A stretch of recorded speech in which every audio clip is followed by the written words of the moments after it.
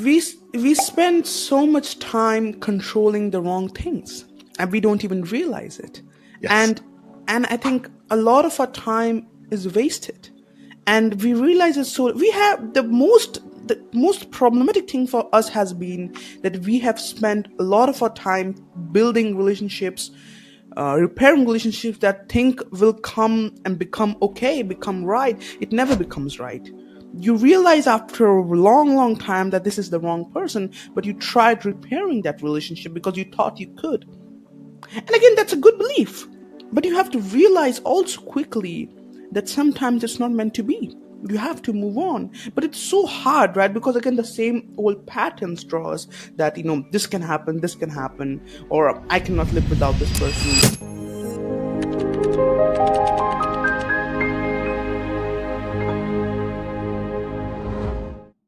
So, Constantine, welcome to Zest2Live. I'm very happy to have you today on the show. And again, I think I did not say your name right, but that's okay. I know you won't mind. And, we are finally here to do this recording today after so many things. So, first of all, welcome. And how are you feeling today? Thank you so much, mate. I'm feeling great. I mean, honestly, every day now I wake up, I'm full of life, right? I have a zest to live, and I'm excited because I get to share what I hold true in my heart and what I believe can help so many people because it helped me and it's helping so many people around me. So I'm feeling excited to have this conversation with you and your audience. So, when I was reading about your bio, and I read so many bios every day because I get so many requests for so many guests. Sometimes I message them as well to, bring them on the show. Everybody has a different kind of, but whenever I read somebody who has a really big corporate background, Mhm. and then then there's this spiritual side to them, it makes me question a lot, like what is that, how did that started out? And for you also, I'm kind of curious because you're working in one of the biggest companies in the world, that is Yes. Microsoft. I mean, that's the biggest company, the second Yeah, biggest. it is. So I'm kind of curious, you're working in such a big company. I'm sure it's a very good paying job. How did that spirituality come into enter? Because for a lot of people, when they have the material sorted, everything sorted, they're too much busy into it. They never think about, okay, spirituality, God, or all of those things. That never comes until some kind of a hammer happens from the universe. Did something happen with you too, or something else? So I'm want to know your Yeah. journey. So I'll answer the last part of your question. I'll say yes, something happened, and we'll get into it in a second. I also want to preface with this. What I've come to realize is that spirituality, whatever one believes to be spirituality, actually has a big role to play in your career, including your corporate life, if you are in corporate. And funny enough, the more I went down on this path myself, where I combined the two, the more I find people like that in my corporate life, at Microsoft, at the customers I work with, at the partners I work with.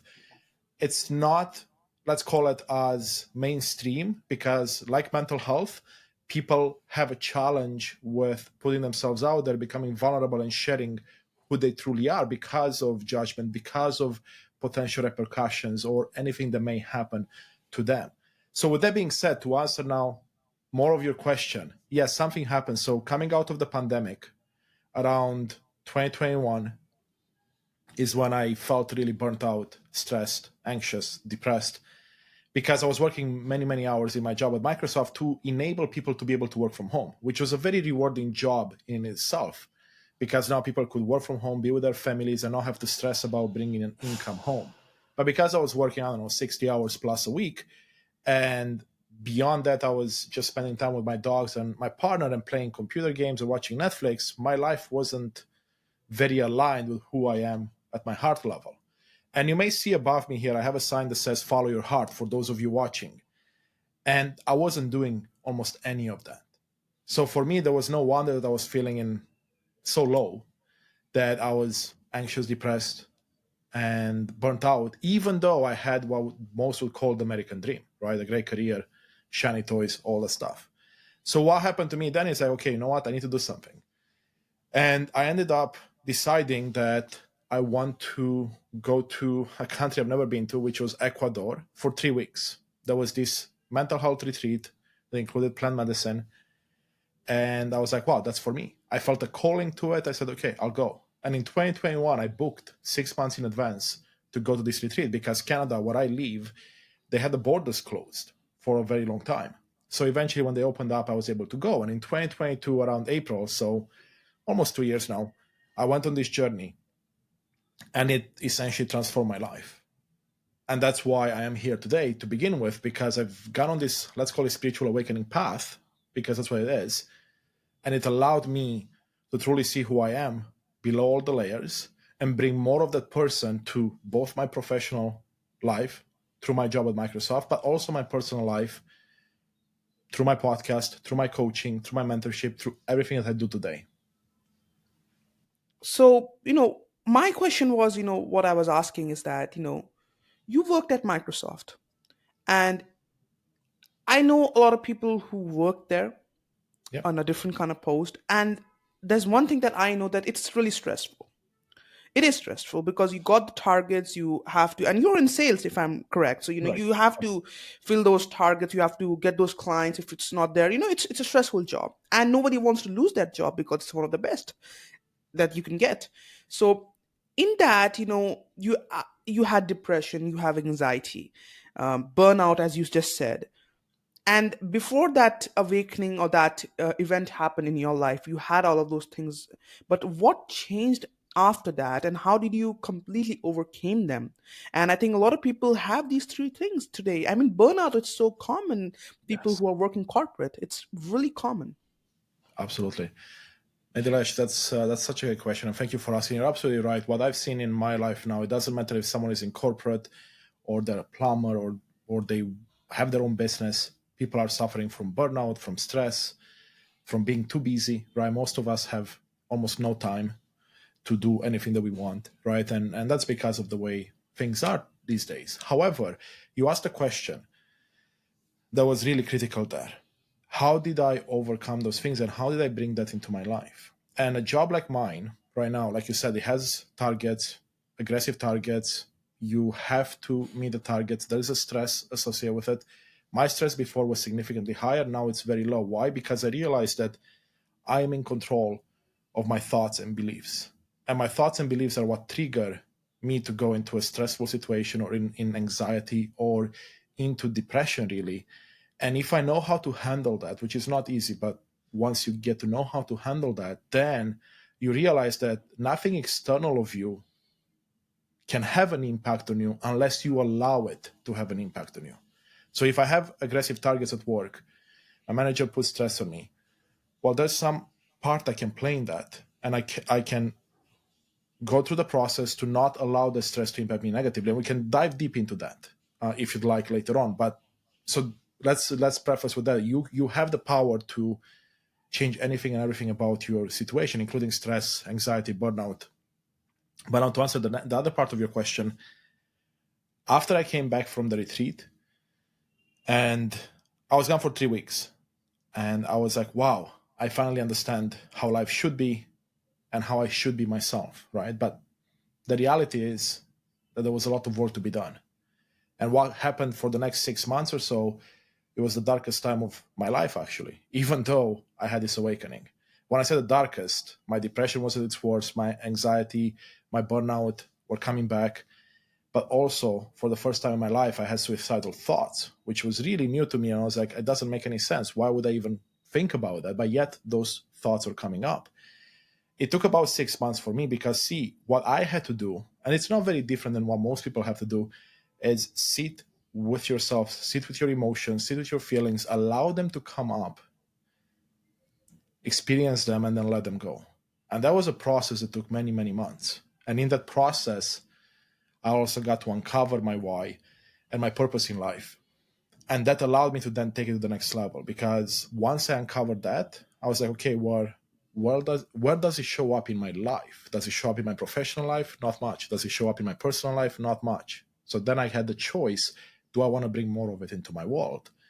And when I made the choice, then all of a sudden my entire life shifted. When I say all of a sudden, it took weeks, but you could see a massive progress from literally day to day, going from someone that's fully depressed, wasting, half a day on computer games and Netflix, to cutting them right away because I aligned myself, and it made me a better coworker. There was this, if I have to say, the alignment.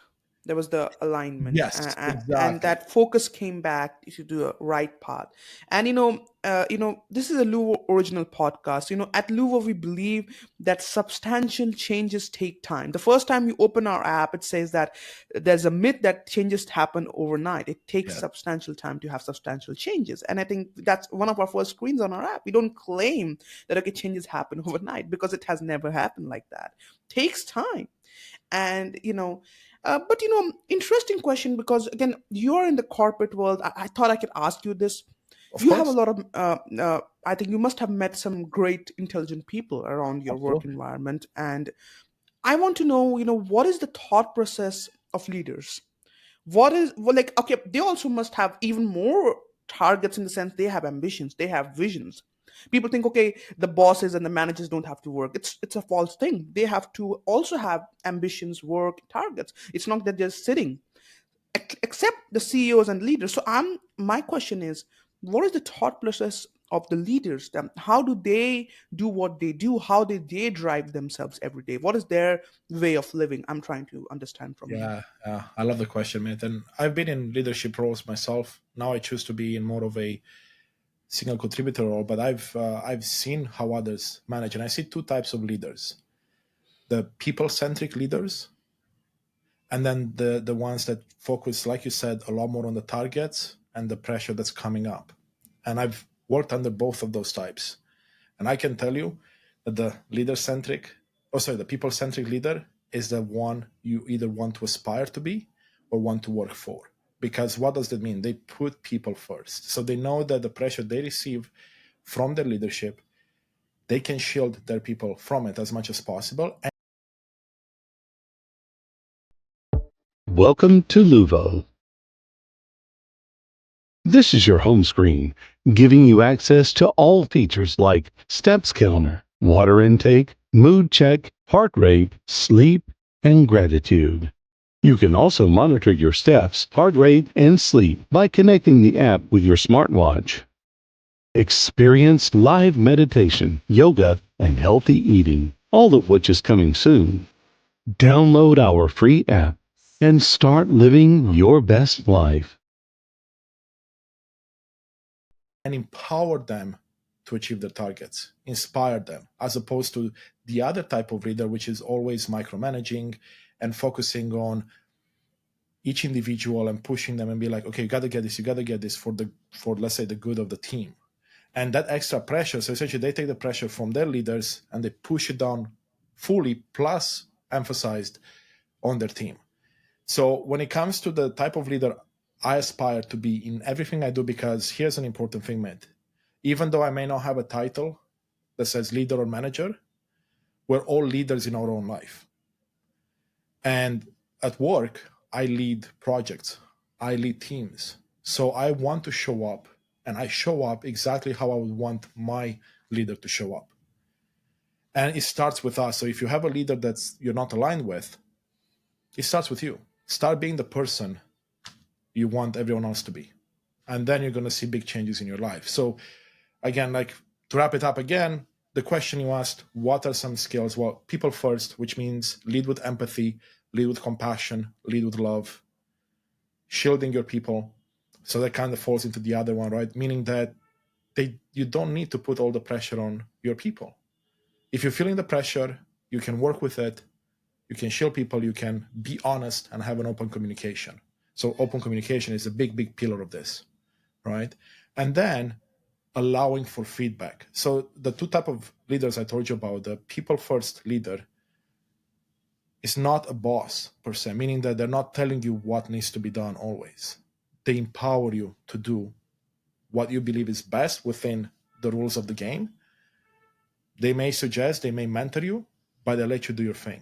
The other type of manager or leader Force you. micromanage you. Force Exactly, you. right? They're like, no, you gotta follow this, you gotta do this. This is the best way because that's how I've done it 10 years ago. And that's not empowering, right? That's disempowering.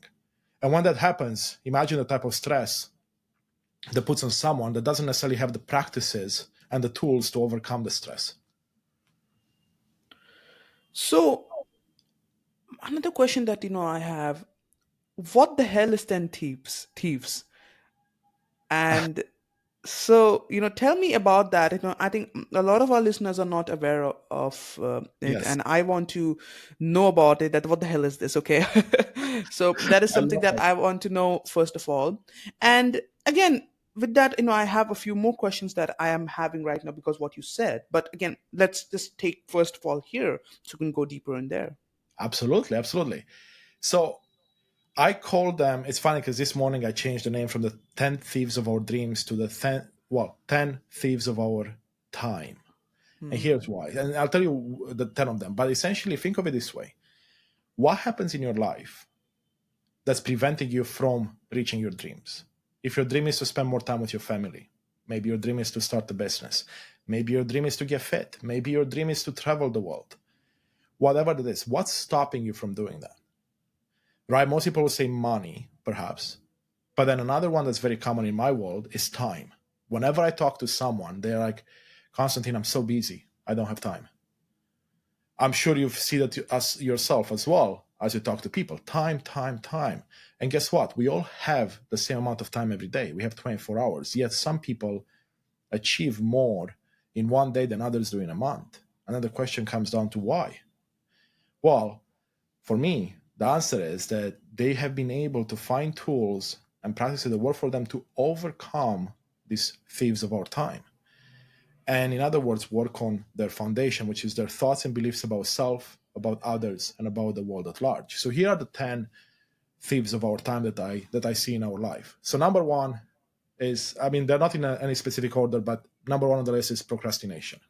And I'm Hmm. sure we're all familiar with that, right? Oh, I'm not going to finish this task. I'm going to just go watch Netflix, or I'm going to play a computer game, or I'll just lay on the couch, right? Hesitation is another big one. We hesitate. We have too many things on our plate. We hesitate. Then we have fear of failure.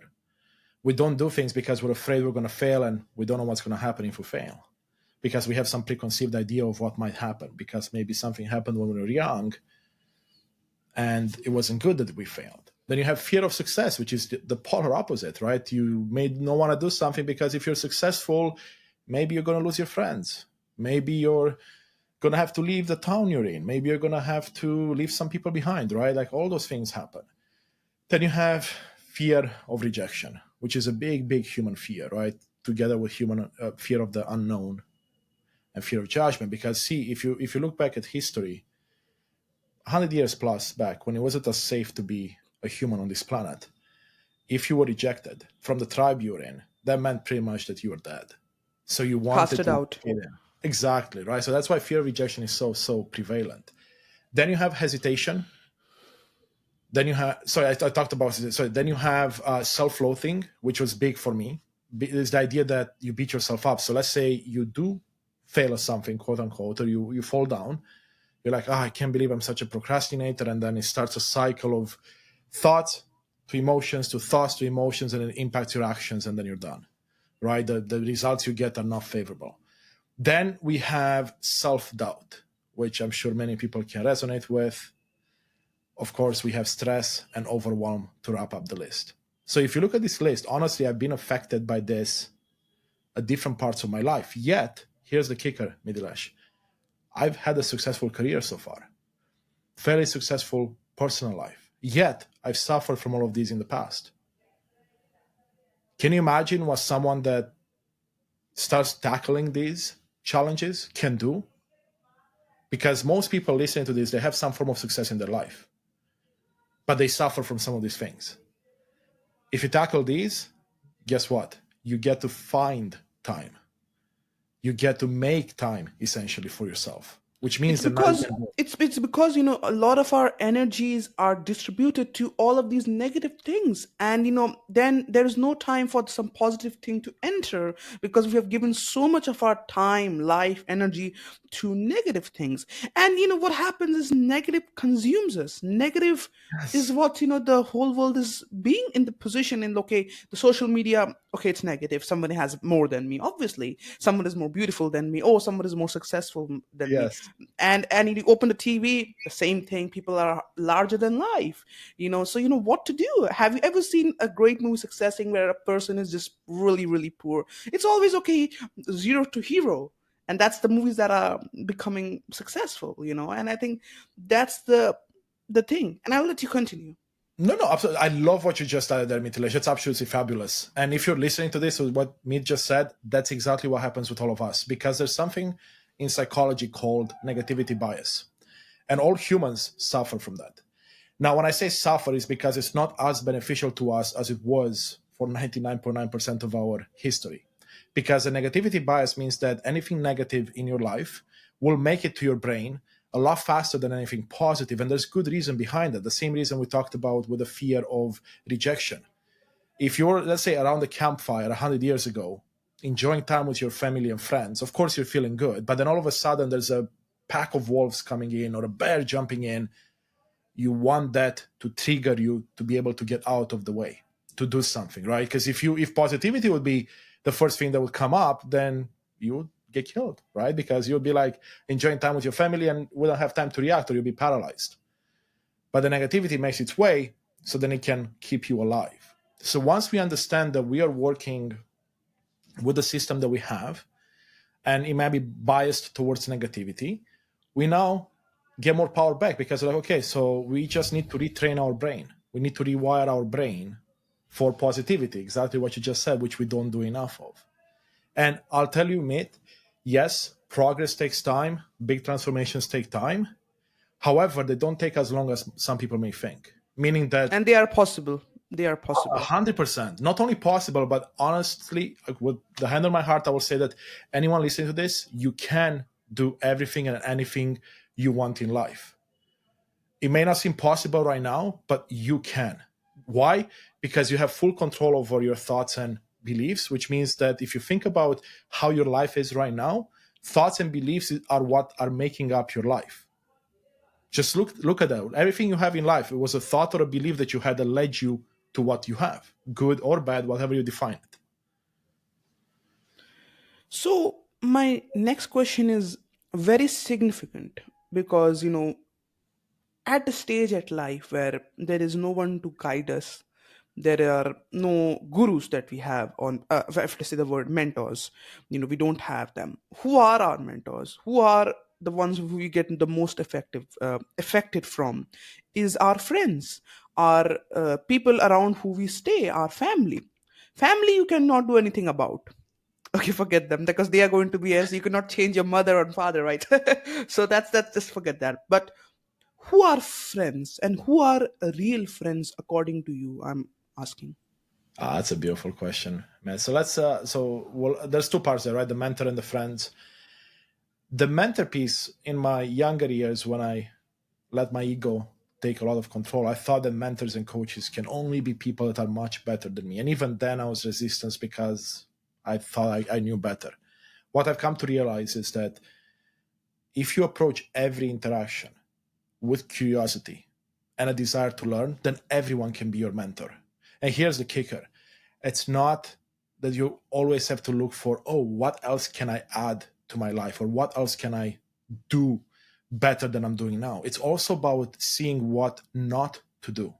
In other words, removing things from your life. So let's say you have a conversation with someone. You may consider them just a peer now or someone you don't like even, but you have to have the conversation with.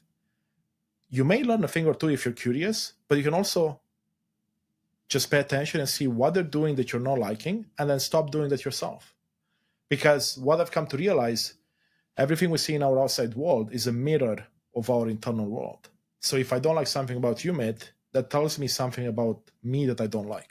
So it's an opportunity for me to go in, which then answers your question about friends. What makes a great friend? Well, someone that's not only there for you, right, like a friend should be, if you are going through anything or you need help, but also they're there to listen and keep you accountable. So let's say you and I are friends, Mit, we go out, I do something that's not in line with my values or the values of the friendship. I want the friend to call me out on it. I don't want the friend to be like, oh, you know what, I love Constantin, I'm going to let him be. And that's a friend that's very hard to find, because not only do they have to be able to have the, let's say, the courage to tell you those things, but Risk the friendship as well. Risk the friendship as well. To say exactly, the truth, to be honest. But imagine that. Like, let's say we're friends, Mit, right? We go out and I do things you don't agree with, but also they don't line up with my values that I proclaim to have in conversations with you. Do you really want to be friends with me? If it happens once, you're like, maybe, okay, I forgive Constantine. We all make mistakes. But then if it happens over and over and you don't address it, do you want to be friends with that person? It is all about communication. Exactly. It's all about, and real friends, they don't just affect us, they change us. We change them, they change us. And unconsciously, Constantine, we have substantial changes from who we hang out with. And people don't Yes. understand that, that our friends, is really, is going to change us a lot, from our intelligence to our intellect to our growth. They have a big, big impact. And most people hang out with the wrong group, but they think, okay, this is the best group that I can, because they have made, okay, this is what I can, this is the best I can have.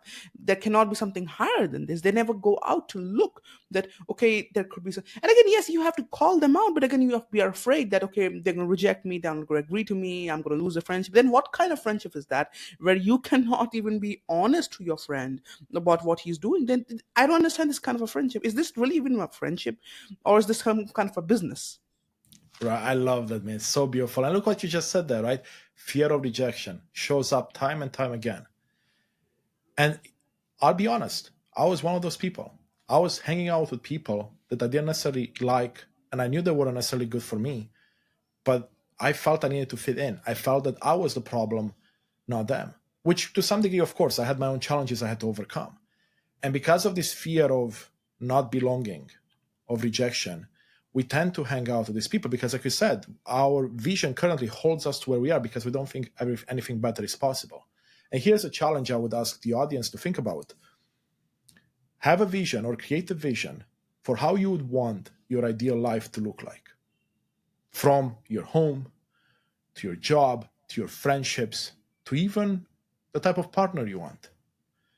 And as you think about this, allow no judgment to come in. You can wish whatever you want. If you want to be a billionaire, that's fine. Think about it in your mind. And then start to look at where your life is versus where your vision is. What's not aligning? Because if you think about it, we talked about this already, Med. Everything we have in life is a result of our thoughts and beliefs, which means that if I want something better, it first has to start with better thoughts and beliefs. If it doesn't start there, then not much is going to change. So, you mentioned about one thing which, a while just before, two questions back, that word, and I think that stuck in my head as well. That is rewiring your brain, and that's what I Yes, think you just said. exactly. Rewiring. A lot of our things that we know that is happening in our life is because of, and I think everything is happening because of this, the thoughts, the mind. But we sometimes don't understand that we have given away so much control to other things. We have lost our control. It's our car, but someone else is driving it. Yes, Someone else is putting out the gears, and we are sitting and thinking, okay, we have the assumption that we are controlling our lives. We are not. Our thoughts are controlling it. Our beliefs are controlling it. We haven't taken the steering wheel. Okay, it's a Tesla driving on an autopilot, and you don't even know. That's what's happening. And but how does this realization comes? Well, you said, okay, that's those 10 things are there, the 10 thieves. That is one of the signs, okay, you are on an autopilot like a machine. But what are the first steps to rewire you? Like, okay, you say, okay, you have to do this and do that, but it's easy to yeah, say it, right? It's easy to say it, but when it comes to doing it practically, people have a hard time to implement absolutely, things. And absolutely. it's older patterns, it's hard to break it. So how do they do it practically? Can you guide us? Absolutely, 100%. I love the question, Matt, and I agree with you 100%. And the example with the car is so beautiful because it's exactly how things happen. And I want to take you a step back before we jump into this to look at psychology for a second, because we can see science proving essentially what we know in spirituality all along. There's something called neuroplasticity, which is the ability of your brain Right. to essentially rewire, to create new neuron connections, to change beliefs, to change thoughts. So we know that's possible. It's actually, funny enough, it's not something that was known for very long. It's fairly recent. So now, if we're able to rewire those patterns, now we know. So the first step is awareness. You know now, mate. You're going to leave this conversation knowing that you have the power to change. Next comes what I would say is acceptance and acknowledgement of the situation you're in, because you always have a choice. Now you know that you can change your thoughts. You don't know how yet, but you know you can. Okay? And you have to make a choice. Do I want to go down the path or not? And there's no right or wrong answer here. Some people may not be ready, right? They may not be at the stage where they can make those changes. You hear this in the spiritual world a lot. It's maybe not time for someone to awaken. It's maybe not time for someone to go down the path, and that's fine. But let's say you make the choice that you want to rewire your thoughts because you realize that they have led you to where you are today, and you want more than you have today. Better relationships, more money, better job, whatever it is that you want. Okay, so the first step is awareness, then accepting the situation and acknowledging that, you know what happened in the past was a lesson, you learn and you move on. Then comes, okay, but what do I do now? So let's go through a simple scenario. You see that what happened here, I'm talking, you're talking, and as each of us are talking, thoughts start to come up in our minds, right? Thoughts and beliefs. So your environment, which is everything around you, is triggering thoughts and beliefs. And your thoughts and beliefs then trigger emotions and feelings. And then there's going to be a cycle here where certain emotions and feelings will trigger more thoughts and beliefs, and it goes in a circle. But then at one point, you're going to take action. So depending what type of thoughts and beliefs you had and types of feelings you had, you're going to have an action. So if I had positive thoughts, positive feelings, my action is likely very positive. And then what comes from an action? The result. So if you go up the chain again, if I want a positive result, I need to have a positive action, which requires a positive emotion and feeling, which then requires a positive thought and belief. And if you look at those 5 pieces, the only piece you have control over are the thoughts and beliefs, because you can't control your environment, no matter how hard you try. Your emotions and feelings you can't really control to some degree, because I know whenever I would react in the past, I so wanted to not be reactive and yell at someone, but I couldn't in the moment, right? When I was feeling depressed, I couldn't just, as much as I didn't want to feel depressed, I couldn't in that moment. And then same with the actions, because if I'm feeling depressed, I can't necessarily take a better action. Yes, I want to go to the gym, but I'm feeling like this, so I'm going to stay home. And then, of course, the results you can't control, because technically they're all results of everything else. So how do we do this, Mid? Go ahead. We spend so much time controlling the wrong things, and we don't even realize it. Yes. And I think a lot of our time is wasted, and we realize it. So we have the most problematic thing for us has been that we have spent a lot of our time building relationships, repairing relationships that think will come and become okay, become right. It never becomes right. You realize after a long time that this is the wrong person, but you tried repairing that relationship because you thought you could. And again, that's a good belief. But you have to realize also quickly that sometimes it's not meant to be. You have to move on. But it's so hard, right? Because again, the same old patterns draw us that, this can happen, or I cannot live without this person. You have given away again the control. And again, in love, that happens. In love, you give away control. But I tell you, don't give away control. Take your control. Keep your car steady. You're bringing somebody else in. Don't give him the steering wheel or give her the steering wheel. You don't have to. We think we have to. That's love. That's really not love. Because again, if you do that, that is letting it the possession happening, which is not right. So you know you talked about rewiring, and this is the practical approach to it. And I can see on there on your t-shirt that's what's written. So tell me a little bit about that as well. I think I've looked at Yeah, that for a while. So tell me a little bit about that as well. absolutely. So before we go there, Med, do you want us to go on the how? Because we didn't touch on the how yet, like a practical example of how people Sure. rewire their brain. Sure. Because we talked about the process, right? Because awareness and understanding is the first step, right? So we got it down. If you listen to this, you now are aware of everything that we talked about, and you understand that it's possible. So now we make the choice. So, man, let's say you want to have a conversation. I'm your boss, let's call it, or manager. I want to have a conversation. I'm telling you, mate, the numbers you're putting out, this and this, I cannot give you the raise you want. You need to do better, right? You're going to leave that conversation with what? Thoughts and beliefs popping up. Is like, I can't believe I failed again. I can't believe my manager doesn't like me. I can't believe this and this and this, right? And that's going to start the cycle. Well, that's the opportunity to start interrupting the cycle, because to rewire your brain, you need to be able to essentially first interrupt any patterns you don't agree with and replace them with patterns you agree with. It's as simple as that. It's like a muscle. If I want to build a muscle to be strong, I have to keep working at it. So the muscle we're talking about right now is rewiring our brain for positivity. Okay, so I'm coming out of that meeting. I had these thoughts and beliefs rushing through my mind. It's not about just pushing them down like often we do. Like, I know I was pushing down my thoughts and beliefs and emotions and feelings. It's about understanding, okay, they come up and you have a choice now. Do you want to play the story that you probably had for many times in your life? Or do you want to change that? And here's how you do it. If you choose to change it, the first step is to do what's called a pattern interrupt.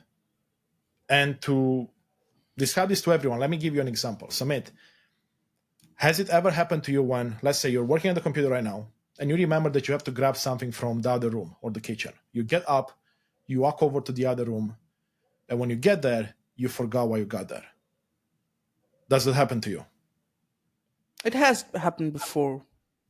Exactly. So it happens to, I haven't seen anyone that says that, no, that's never happened to me. And here's Has why. it happened to you? Has it happened to you? Always. And not always, I would say often. But here's why. Because that's actually built into our psychology. It's built into our brain. So here's what happens from a psychology point of view. When you do something physical, like getting up or changing really quick patterns, yelling, doing something physical, taking deep breaths in, you are creating a vacuum in your brain. It's called a scotoma in psychology. And in the universe around you, when there's a vacuum, it needs to be filled in.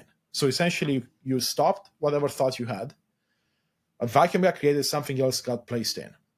And that's done automatic in some cases, right? So if it's done automatic, that means we can harness that power and bring it into our lives and use it whenever we want to. So let's say I'm sitting down on my chair. I have one behind me here. I'm working away. I finished that meeting with my boss. And now I'm like, I can't believe this is happening, right? I realize that that's a thought that's going to take me down a path that's going to lead to procrastination, self-loathing, hesitation, overwhelm, stress, burnout, all those things. Well, that's my cue to stop and say, okay, what can I do now? So first thing you do is you do something physical. You stand up, you walk away to the bathroom. If you're in an office, if you're alone in a car driving, you can yell, you can like feel your emotions, and like that's the first step. You interrupt the pattern. The second part to this, and the third may not be obvious, and I'll explain why they're important once we finish this up. So the second part is I take a deep breath in, and I put a big smile on my face. So you can see it for those watching. I have a big, big smile on my face. And then I congratulate myself. So I say, yes, Constantine, we caught ourselves. You celebrate the fact that you caught yourself having a thought or belief that you don't agree with. Nothing else. You're not celebrating anything else. And then you replace it with a positive belief. So if the belief that came up or thought that came up was that I'm not good enough, right, because this didn't happen, then you replace it with a positive belief that you actually believe in. You know what? I am good enough. I do this for Bringing people. that belief again, bringing that belief up. Exactly. And I think what you mentioned about that memory thing, that when we go out to the room, I think I like to add a scientific aspect to it as well. We have in our body neurotransmitters, in the Yeah. sense.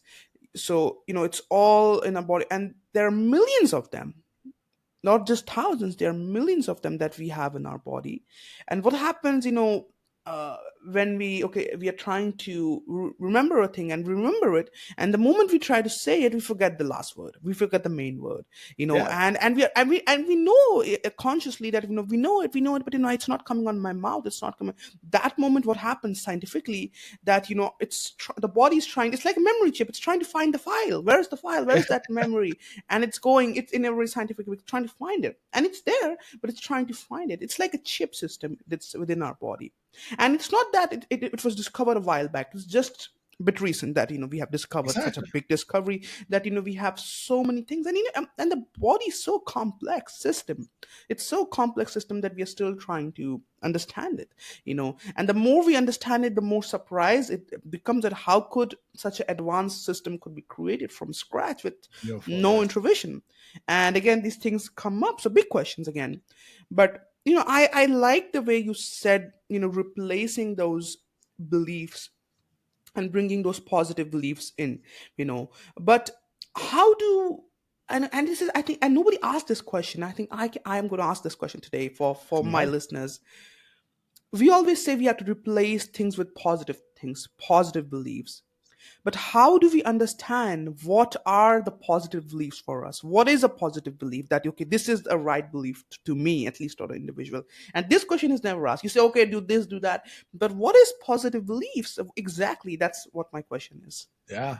I mean, first, thanks for adding the part about the science. You're right about the neurotransmitter. Everything else, it makes, if you think about it, it makes sense logically.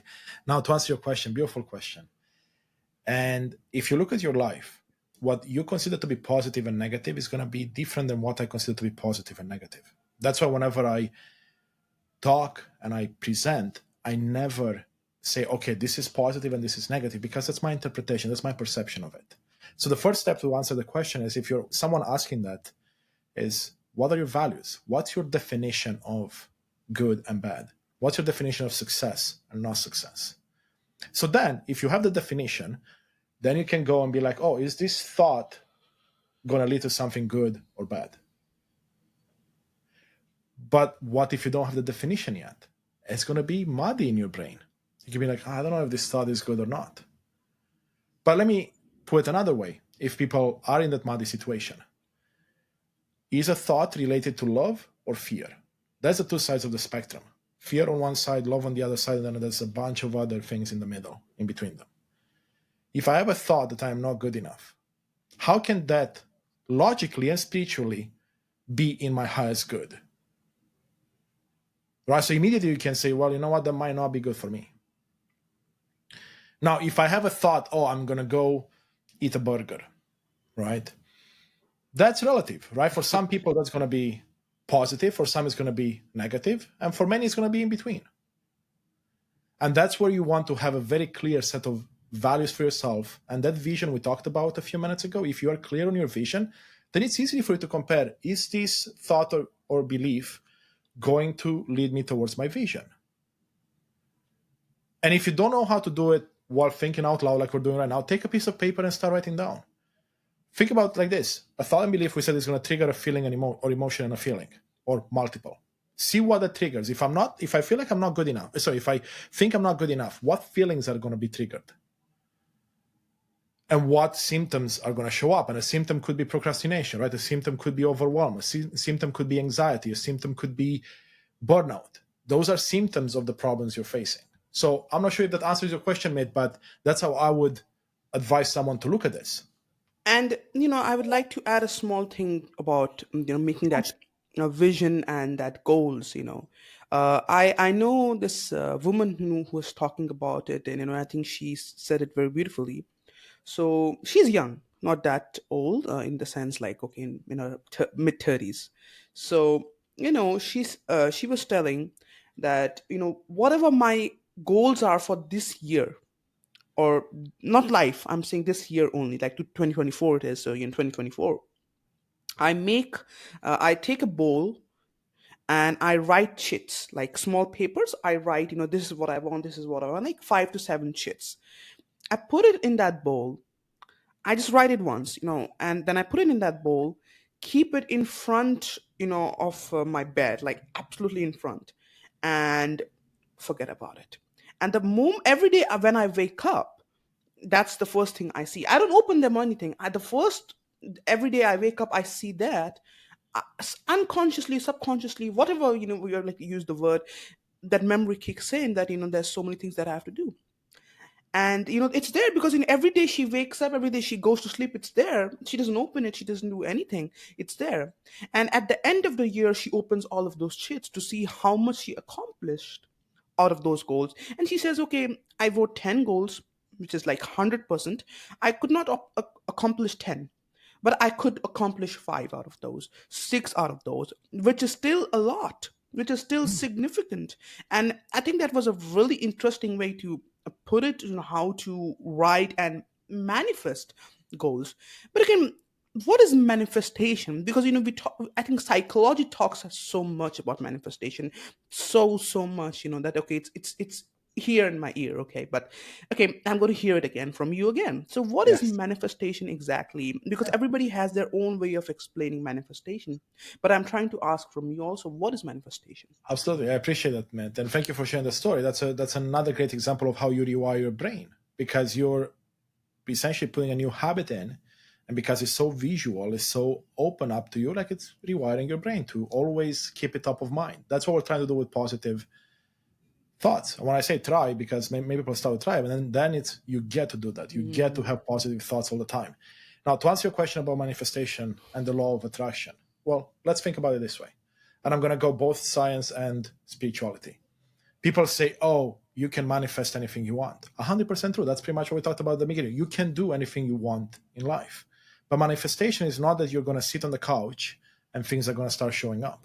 Maybe for 1 in a billion people, it might, because they might win the lottery. But what it means is that to manifest, it first starts in thought and belief. If I have the thought about it, the vision that we talked about earlier, maybe a 1 year vision, 2, 3 year vision, doesn't matter, then it's going to trigger everything else to get to the outcome. So I manifested something because I first thought about it. And when people think about manifestation, a lot of people, in my circle at least, think of it as just positive. But if you think about it, manifestation is neutral, because things that show up in your life that are not desirable for you, let's call them negative, they also manifest in your life. And a lot of them have come into your life because of your thoughts and beliefs. And a great example is this. Again, let's look, I'm not good enough, which is such a common thought or belief that people have. It's going to trigger feelings. That's going to make you feel less than. It's going to trigger overwhelm, stress, burnout, all that. And your actions are going to be less than. And then you're going to be stuck in a job you don't like. So you manifested the job you don't like because of your thoughts. And the opposite is true as well. If you realize you're better than, let's say, some people treat you, or the better than what you treat yourself, so you do the work, and then you have better thoughts and beliefs, leads to better feelings, better actions, and all of a sudden you have a better job. If, let's say, that's what you wanted. And you manifested a better job, and people will look from the outside and be like, how did you manifest that? And then, they invoke, they say, the universe and whatnot, which is great, or God, or whatever people believe in, which is amazing, yes, but it's the same process. If you look at, and I'm not a religious person, right? If you look at all the scriptures, right, they all talk about how everything gets created from thought first. Literally, even when God created the planet, let's say, in the Bible, I believe, it's all started in the thought process, right? God first thought about the world and then created the world. That's the same for us as well, as human beings. We first think about it and then we create it. That's how we manifest. So, in terms of personal development, in terms of change and personal growth, what are some of the misconceptions that people have, according to you? Yes. So I would say a big misconception I see often, and I felt for that many times in my life, is that if I can just find the right mindset, I'll be successful. And then you end up reading a lot of books, which is amazing, by the way. You watch videos, you listen to podcasts, which again is great, Rewarding, very rewarding. right? You get a lot of information. Even if you had expectation, it's okay. At least you got into it. Exactly. But then you try that mindset. So let's say you pick up a book, Atomic Habits, which is a great book by James Clear, I believe is his name. Right. You start to implement that mindset that's in there. I was like, oh, this is amazing. But then you don't tackle the foundational component, it's going to fall down, because we've been talking about the foundation this entire time. And the foundation is the thoughts and beliefs you have about yourself, about others, and the world at large. If that's weak, then it doesn't matter what type of mindset you put on top of it, because it's going to collapse at some point. And here's why it collapses: because of your environment. Right? You may end up waking up one day, you stub your toe on the bed, you get pissed off, you go get dressed up, you go to work, but because you stubbed your toe and you're in pain for an extra 5 minutes, you took longer in the shower, longer to make your coffee, now you're late at work, so this cycle continues, you get more pissed off, right? Then you have a bad meeting with your manager, then your team does something you don't like, and all of a sudden you're like, well, why should I go to the gym this today? Yeah, I'm feeling bad, I'm going to just go eat this instead. And that was me many, many times. Or you could be like, yeah, I'm just going to go home and play video games. I'm not going to go hang out with people because I'm feeling the way I do. So that's essentially, if you look at your life, I mean, everyone can find examples like this in their life. which is not to put yourself down, to realize that that happened to teach you a lesson. You may have not gleaned the lesson yet, but you have the opportunity to look at it and say, you know what can I learn and how can I do better next time? So, if you could, and I've been thinking, if I should ask this question or not, because it's a really Ask. question, and I'm going to ask it now. That if you could time travel back, and it's a trivia kind of a thing, but again, if you could time travel back and meet your younger self, would you give it some advices or what? Would you not give it? I mean, that's what I'm asking. That's a great question. I mean, I am a big believer that everything that happens in our life does have a purpose and a reason behind it. And we're on this path to learn and learn and grow. And there's two different takes we can take here, right? There's one take where you're like, no, I'm not going to impact anything in the past. I'm just going to watch and see my younger self stumble and stumble as he learns, right? And that's one approach, and I agree with that as well. Or is the other approach where you can be like, I'm going to give him something that's going to empower him for life. And if I could do that and know that it would speed up the process to be doing what I'm doing today 10 years earlier, then I would. Because I know the impact of this information out into the wild and the empowerment and inspiration it provides to people. And it's what we talked about, which is the foundation component. If you understand that if you tackle your foundation, thoughts and beliefs about yourself, others, and the world, then you can do absolutely anything in life that you want. You want to be the next Elon Musk? You can. You just want to be the person that lives in a beautiful house in the forest, surrounded by animals and nature? You can. You can do anything you want. And that's what I would pass on to anyone that that would be in that scenario, like going back in time to my younger self, but even everyone listening to right now, that you absolutely can do everything and anything you set your mind to. And you asked me earlier about the shirt, right? And I have a beautiful tree here with nature, and I have the words Unleash Thyself under, which is my podcast. And it's my brand in the sense that I'm all about unleashing the best version of myself and then inspiring and empowering others to also unleash the best version of themselves. And in English, unleash has, I would say, multiple connotations, right? It's the idea of, when you say unleash thyself, is to bring out the best version of yourself, but it's also to remove physically the leash that's maybe put on you by society, by family, by partners, right? By friends, by any indoctrination. So when you do that, when you become free in the sense that, like you said earlier, you take control back. It's not someone It's a leading you beautiful by word, the though. leash. It's a beautiful word that in English. Sorry, I cannot even say the word English. Okay, that happens sometimes. So English. Exactly, right? So you see how it's beautiful. Once you realize, wait a second, Hmm. because you gave the example analogy with the car, which is so beautiful.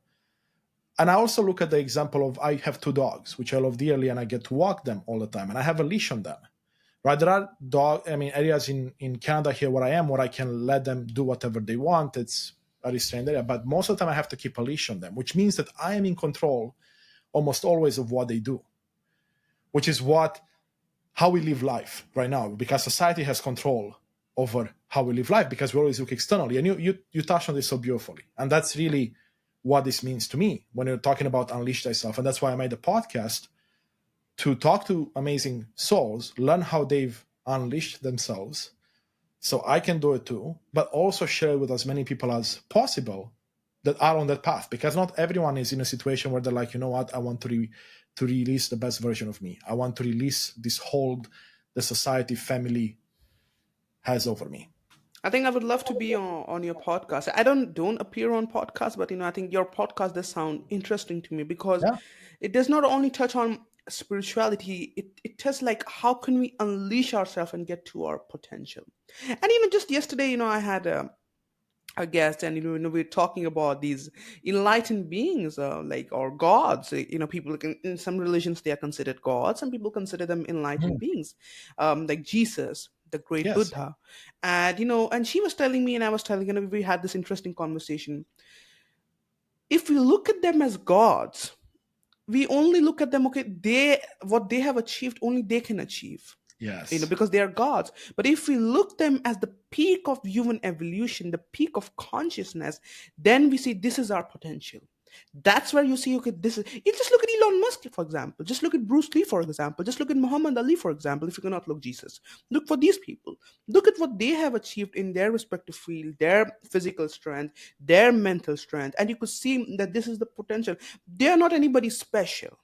First, you have to get this into your head that they are not anything special. They were just what you are 20 years back, a crying child enabling to the wife, thinking, okay, he would grow up and he had dreams, ambitions, and he achieved those.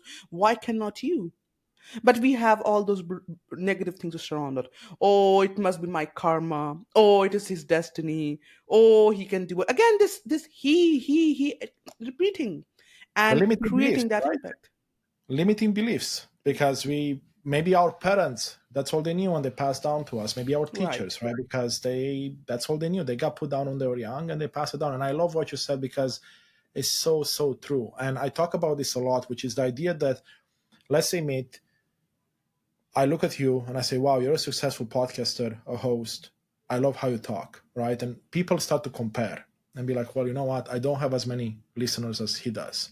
So that means I'm worse. That means I can't get there. You start comparing, right, with others. What I talk about and what I would recommend, because this was a big shift in my life, is looking at others for what you said, which is inspiration and possibility. Meaning that if you can do it, what's stopping me from doing it? If Elon Musk can do it, what's stopping me? That means I can do that. Should I want to? But here's the beautiful part. You have a choice. You may not want to be Elon Musk. You may want to just be someone that lives in a forest, right? But look at others for inspiration, not to compare yourself. And the only person you should compare yourself to is yourself. Am I in a better spot than I was yesterday? And again, better is very subjective here because it's relative to yourself. Right. Am I a better person? Am I in a better job? Am I a better communicator? Am I a better partner? Whatever, you fill in the blanks. And as you start to compare yourself to the past, you're like, oh, wow, okay. You can start celebrating those things and move on. And again, I don't know if it's true or not, but I heard that when Albert Einstein died, and just like a few months before that, before he died, he had one of his assistant, and who came to him and asked Einstein that if you were reborn again, would you like to be the famous again, a scientist or something, like that? And and obviously the assistant was expecting the same answer, that yes, yes, I would like to be a scientist, because but Einstein gave a shocking reply. He said, no, no, no, no, no, no, no. Like he's like, no. He said, I have tried that, I have become that. I don't, and I've seen the problems and the issues of it. Now I don't want to be a famous scientist again. Then he said, what do you want to be then? What do you want to be? He was kind of curious. And what then? Something bigger or something? He said, I would just love to be a simple plumber, go in the people's home and repair their knobs, and yeah, just that's it. That's It's a simple life I would love to. I've lived a special life. It brings me nothing, no peace, no happiness. And Albert Einstein said that, perhaps. So you can see, so everybody has their problems, but on the face nothing appears, because nobody knows what's going inside for individual. We think we Exactly. do, but actually nobody can feel. What is empathy, we say, but we don't know what he's feeling, what you are feeling. That's your experience, and that's why we need to give them their space. That's why we need to give them that freedom to grow. As parents, if you ask me, give your kids those values. Help them to put on the path, but don't force them, don't enforce values on them. Giving them and enforcing them has a lot of difference, but I think the parents have confused the both of things. They think enforcing is giving, which is wrong. Giving is different. You don't force on them, you just give it. Then you let the kid take it or not accept it. But if it does not accept it, you think it's wrong, because from your subjective point of view, he does not fit the criteria to be a perfect boy or girl. So that's the thing. And these things have to be understood by the parents if we need a better generation of people, which is not happening today. Because today, as I said, people want kids who are obedient, who just agree to whatever they say and command. They want slaves, not kids. That's what I have seen Could be not everybody, but most of the parents that I see want their kids to listen to them all the time, which is not right. You have to give them their space. Again, help them, make them understand what is right and wrong according to you, because what is right and wrong is according to you, and they could use that, but don't enforce them. What do you think of what I said? That's a beautiful way to describe exactly what we talked about. Remember, we talked about leaders at the beginning. Right. And we talked about the leader that's people first, heart centric. That's exactly what you're talking about, because as a parent, you're a leader to your children, right? As a partner, you're a leader with your spouse, Beautiful. right? With your friends. So be the change you want to see in the world. That's a famous quote by Gandhi, right? Like, be the change you want to see in the world. So if I want my children to be empowered, to be inspired, to be the best they can be, why would I want to control them? Why would I want to put my limiting beliefs on them? And sometimes they come out without us realizing, but we have always a choice to go back and remediate the situation. Reflect. Exactly. And you talked about parents doing that, but if you look at society does the same thing. They don't Right. teach you how to think. I just had this conversation with a coworker yesterday. If you look at, again, this is not everyone, but it's a big majority. Right. When you Right. go to school, you are taught how to do things based on what they knew, not how to think for yourself and maybe challenge yourself at school and come up with better ideas. Because I remember in my schooling, I grew up in Romania, Eastern Europe, and then I moved to Canada and I did some here.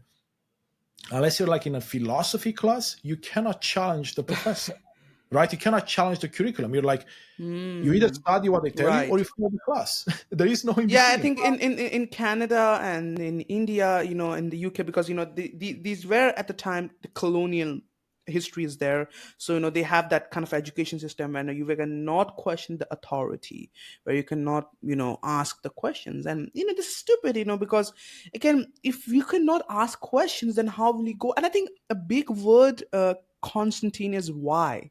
The word why is so powerful when you're trying to grow spiritually, mentally, or whatever way you have to ask why. And this is important. The curiosity is very important, but I think the curiosity is killed today in kids. I don't find kids asking questions like before they used to do. That why is the grass green? Why is the moon above our head? Why is these questions are no longer there? They ask, when is the song of the singer releasing? Oh, this, oh, that. Big questions are gone, where philosophical questions are gone, or childish questions.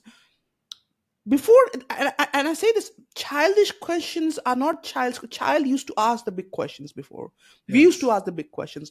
Now the childs are really asking the childish questions, because we think, okay, somebody's asking why the moon is above our head is childish, but we don't understand it's a really significant question, that why is it above our head?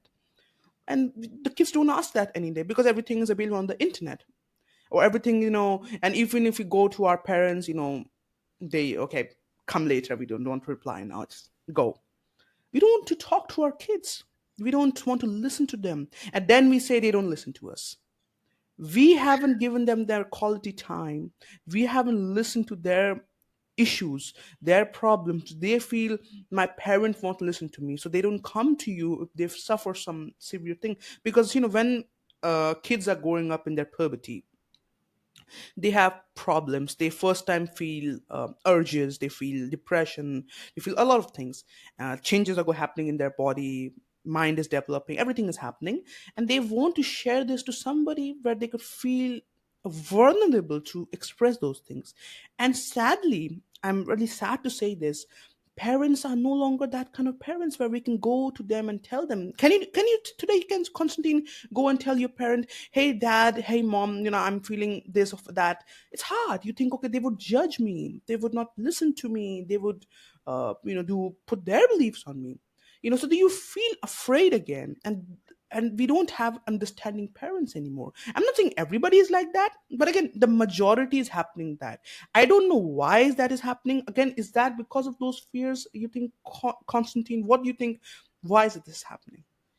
Wow, I love the question, and I love that you went there. And again, I'll Mm, expand that it's not just parents, right? If you look at partners, right, it's the same thing. I cannot be vulnerable with my partner because then I might lose her or I might lose him, right? I cannot be vulnerable with my friends because they they won't accept me anymore, right? And those are fears, right, within us. So yes, there is the fear, but look at what happened in the world in the last 50 or so years. Technology took over, right? So you're talking about the kids not asking the big questions, but if they're on their iPhone or the Android phone all day long on TikTok and everywhere else, right, and they think videos about people dancing and having the shiny toys and doing all those things, why would they ask big questions? Because think about it, like, when I grew up, there was no, I was born in 83, right? So I'm 40 years old. There was no internet. So like the way I would do things, I'll be with myself often, right? I would play with myself until I had a brother 5 years later. I would play with kids. So you could ask those questions, but now everyone is on their tablets. Everyone is there on their phones. Or what also happens is the parents are what? They're stressed, overwhelmed, burnt out because they have to work more than ever before. They have more money problems than ever before because of the economy and the pandemic and all that stuff. And then what happens? Of course, you're going to bring that into your family life. You're going to be, like you said, you're going to be like, I don't have time to talk to you. But not even time. I don't have the energy to put in. And then if you do make the time, what happens? You're not going to be 100% because in the back of your mind, you have all these stressors, all these things that you're going to unwillingly put on your child, right? So the judgment comes up. And another big thing that comes up for me to share with you is this idea that people in general, and I was one of them, by the way, we are poor active listeners, meaning that oftentimes people listen to respond as opposed to listening to understand first. So if you're my child and you come to me, okay, mom, dad, I'm going through this problem. My first thought in the past would be like, I'm going to listen to respond. Like, how can I fix this for my kid? Because I want them to feel good. But maybe we need to stop and ask, well, maybe they just want to be heard first. And we want to inspire and empower them to find their own answers. Because whatever answers I give them, it's likely not the answer they actually need. It might be what they want because they might want something else, but it's not what they need. And that's what goes back to what I was saying, which is be the change you want to see in the world. Think about your growing up. What were you not in agreement with? And do less of that for your children as well. My final question as we wrapping this conversation up, and I like to keep it a bit shorter from your side. I think it's a simple thing, but very significant. When you are on your journey on transformation, changing yourself, a word that is really important, and I love to you for explaining that to the listeners. I think we didn't touched upon it, and it's really important. Resilience. Yes. Obstacles that are going to come, how to be resilient to things that are going to happen when we change, because the moment transformations happen, problems are going to happen the most that you have never seen in your life, because everything will be clear to you. So things are going to be really messed up, and that's when you need the resilience. That's when you need the shield to protect yourself. So can you tell me about that? And again, we think, okay, we are adults, we can protect us, but this is the moment we realize how weak we are, how we never protected, how we never built a strong foundation. Now when we finally get into it, we need resilience, and we don't know. So can you tell me about that? Yeah. Let's take a beautiful example. If I built a home on top of a weak foundation and then a storm comes in, House of Cards. House of Cards. my home is not resilient. It's the same with us. And we talked about this throughout the conversation today. We have to have a solid foundation to be resilient. And that means that if I bring more positivity in my life, if I rewire my brain for more positivity, when something negative happens, it's not that I don't feel the negative situations, but I'm much quicker at being able to pull myself out of it and changing my focus from a focus of negativity to a focus of positivity. And this is the exercise I would encourage everyone listening to do whenever something happens in their life, good or bad. There's always two ways to look at things, the way I say it now. There's a third one that we can talk about later, but two ways. This happened to me. So someone dumped me, someone fired me from the job, they laid me off. Or for me, how did this happen for me? What are the benefits of what happened? And I can guarantee you that if you sit down and you look at anything negative that happened in your life that you consider negative, losing a job, losing a loved one, someone leaving you, look at the positives that came out of it. And then you have two categories. Which one do you want to focus on? Because you know what happens when you focus on the negative, and you know what happens when you focus on the positive. And it's enough for you to think about this. If you think about a red car, for example, because you want to buy a red car, and you go out in the street, you're going to likely see a lot more red cars and you're going to ignore the rest. It's because you put your focus on it. So bring it back, negative or positive. What do you want to focus on? And that builds resilience.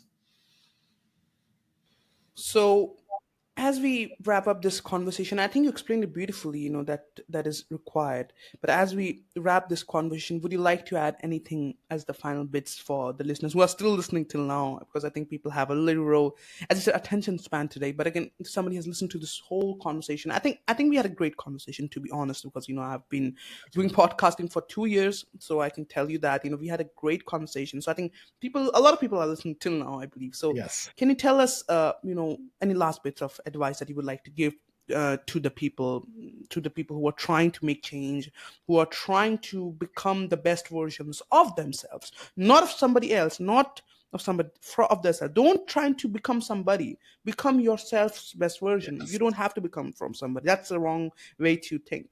Become your best version. Love that, Matt. Thank you for that. And again, for those that can see this, I have two signs above here, to my right, I guess, to your left, possibly. One says follow your heart, and one says love. And that's what I always want to leave people with. What I mean by love is not the romantic type of love, which is great too. It's always knowing that when you are prompted with a situation, you always have a choice. You can come from the fear side or you can come from the love side.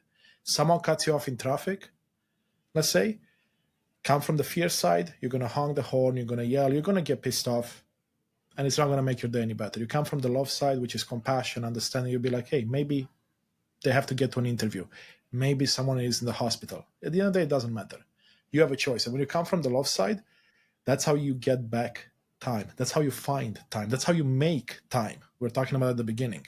Right. Because you're not going to now waste precious minutes, hours, days dwelling on the negativity, the fear side.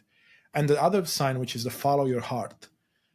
Most of us, Matt, do not know what it is that we truly want in our heart. What's our purpose and mission in this life? And we also don't really know what our gifts and talents are. We may have some idea, but we don't really know. And when we actually find those two things, your why and your gifts, that you can start bringing more of those to the world, and your life and the life of everyone you touch is going to be 100,000 times better.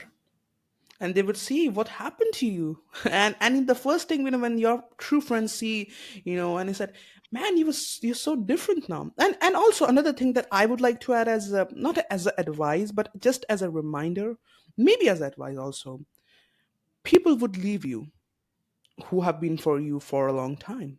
Don't think, oh, they left me.